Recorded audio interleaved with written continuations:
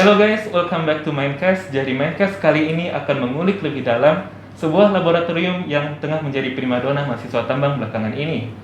Bersama saya Tony sebagai anggota lab, ini dia Laboratorium Perencanaan dan Valuasi Tambang. Telah hadir bersama saya seorang narasumber yang telah lama membina lab ini. Beliau adalah Ibu Rini. Selamat siang Bu. Selamat siang Tony. Terima kasih Bu sudah meluangkan waktunya untuk menjadi narasumber Mindcast. Sama-sama, terima kasih sudah datang dari PVT. Ya Bu. Nah Bu, ini ada beberapa pertanyaan yang mau saya tanyakan Bu. Nah pertanyaan ini sendiri biasa ditanyakan oleh mahasiswa-mahasiswa, terutama bagi mereka yang mau masuk lab PVT. Nah yang pertama itu Bu, terkait awal dari lab PVT ini sendiri Bu, bagaimana ceritanya? Jadi lab PVT dulu namanya bukan lab PVT ya. Kami dulu dimulai dengan nama Laboratorium Ekonomi Mineral. Itu ketika Fakultas Teknik masih lokasinya di kampus Taman Raya. Nah, ketika berpindah di kampus gua itu namanya berubah menjadi Laboratorium Perencanaan dan Valuasi Tambang karena dianggap kalau ekonomi mineral kan terlalu spesifik ke ekonomi mineral saja. Sementara perencanaan dan valuasi tambang itu mengcover memang bagian keekonomian dan bagaimana kita melakukan valuasi atas suatu proyek pertambangan. Jadi seperti itu sih sejarahnya. Kenapa diadakan Laboratorium Ekonomi Mineral atau PVT? Karena pekerjaan teknik pertambangan itu tidak berhenti di aspek teknisnya saja. Terutama juga yang paling menentukan adalah apakah proyek pertambangan tersebut memiliki nilai ekonomis atau tidak dan bagaimana caranya supaya nilai ekonomi tersebut bisa tercapai dari suatu proyek pertambangan. Oh ya Bu. Selanjutnya Bu, terkait legalitas dari laboratorium ini, apakah laboratorium ini sudah memiliki akreditasi atau seperti bagaimana Bu? Kalau akreditasi khusus untuk laboratorium sebenarnya belum ada, tetapi laboratorium PVT itu sah diakui dengan adanya SK dari Rektor Universitas Hasanuddin. Oh ya Bu. Jadi selain Ibu sendiri sebagai pembina lab ini, apakah ada dosen lain atau bagaimana Bu? Kalau dosen di lab PVT itu ada 3 sebenarnya. Saya mewakili kepala lab kita namanya Ibu Arianti Fertanti Anas. Selain itu juga ada anggota lab atau staff lab terbaru yang baru bergabung itu namanya Ibu Rizky Amalia atau biasa dipanggil Bu Kiki.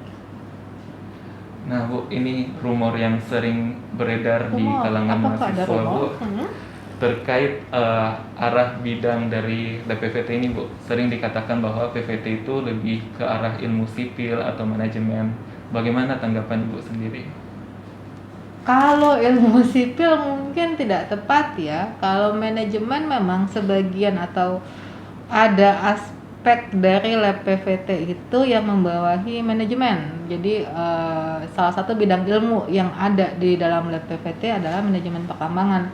Cuma skupnya itu tidak sama dengan manajemen seperti biasa karena dari segi yang diurusi saja kan komoditas pertambangan itu tidak sama dengan komoditas yang lain-lain. Jadi walaupun namanya sama-sama manajemen, tetapi coveragenya itu tidak sama dengan manajemen di sipil ataupun manajemen mungkin di bidang ekonomi dan bisnis gitu.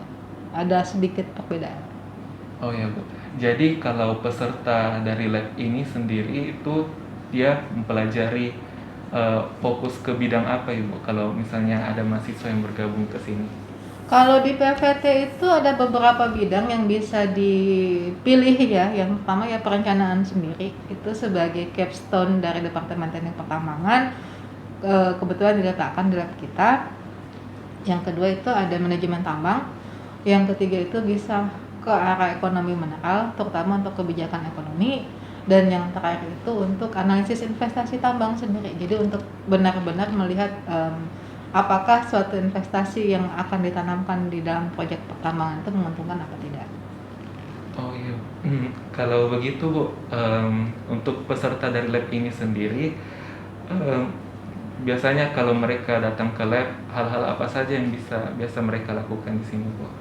Kalau yang memasuki lab PVT kan mahasiswa yang memasuki tahun terakhir ya, jadi di lab PVT itu bisa melakukan kegiatan tugas akhir, tapi khusus terutama kalau yang memilih untuk tidak ke lapangan mengambil kerja praktek, penelitian juga bisa, termasuk untuk belajar software pertambangan juga dilakukan di lab PVT.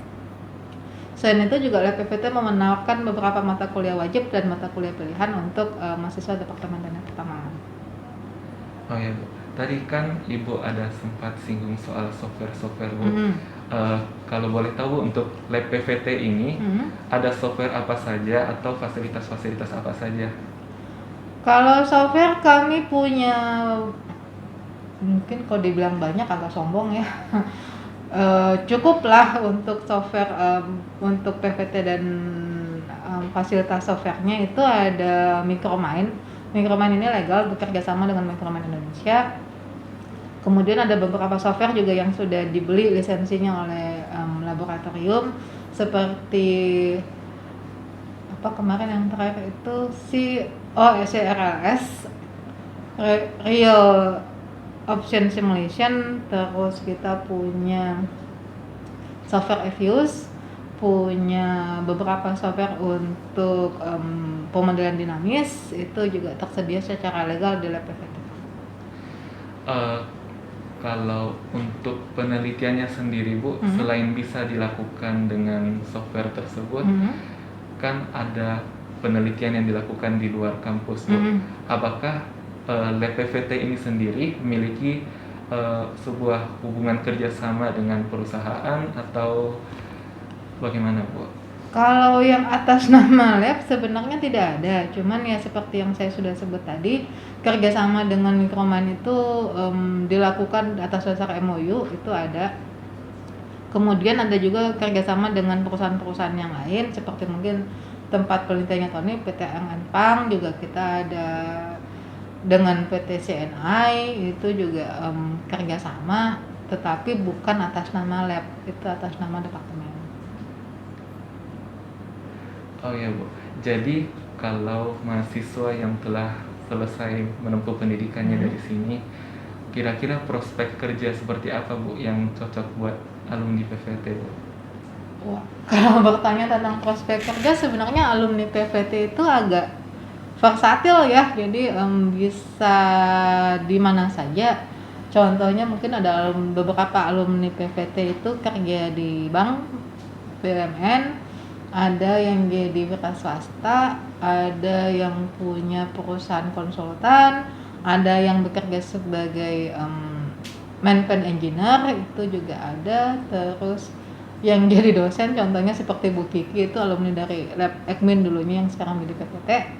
Jadi untuk kesempatan kerja itu banyak sekali, mungkin karena memang sifat dari lab PVT yang mengcover banyak area gitu.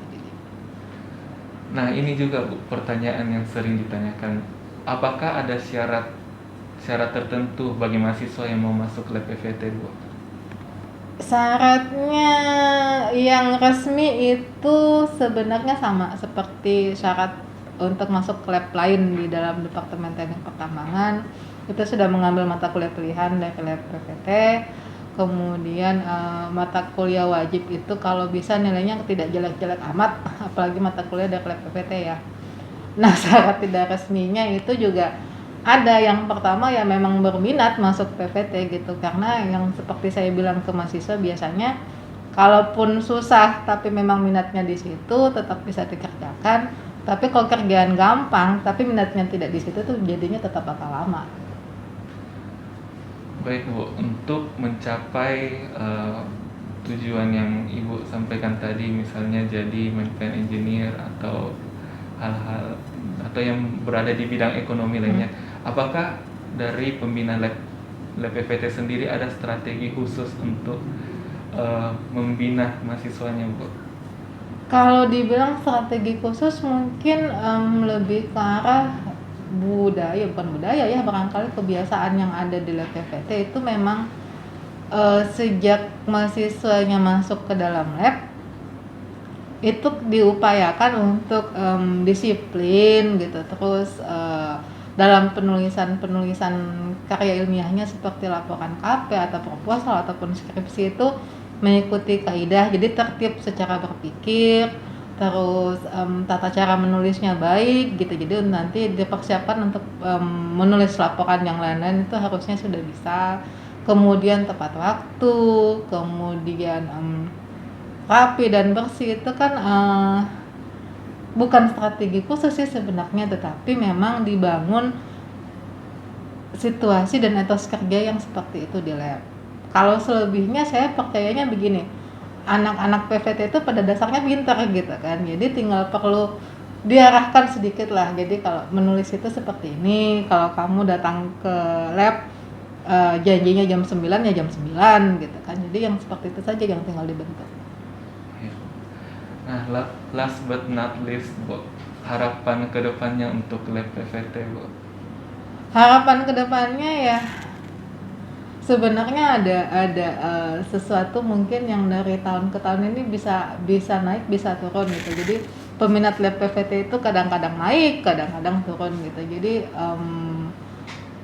mungkin seperti salah satu pertanyaannya Tony tadi, jadi dianggapnya bahwa lab PVT itu tidak terlalu dalam tanda kutip tambang ya gitu kan. Nah, semoga image atau persepsi yang seperti itu tuh harusnya diubah, bahwa memang pada dasarnya pekerjaan tambang itu ya akan mengarah ke nilai ekonomis gitu. Jadi jangan berpikir bahwa tambang hanya terbatas di aspek teknis saja. Jadi mudah-mudahan yang mau masuk lab PVT itu bisa memahami dan bukan yang berpikir kenapa anak tambang harus belajar ekonomi. Ya, Bu. Itu tadi guys perbincangan singkat bersama Ibu Rini. Mudah-mudahan apa yang kami bahas hari ini dapat menambah wawasan, terutama bagi adik-adik yang mau masuk lab PVT. Jadi jangan ragu untuk memilih lab ini. Sekian untuk hari ini dan sampai jumpa di Mencast selanjutnya.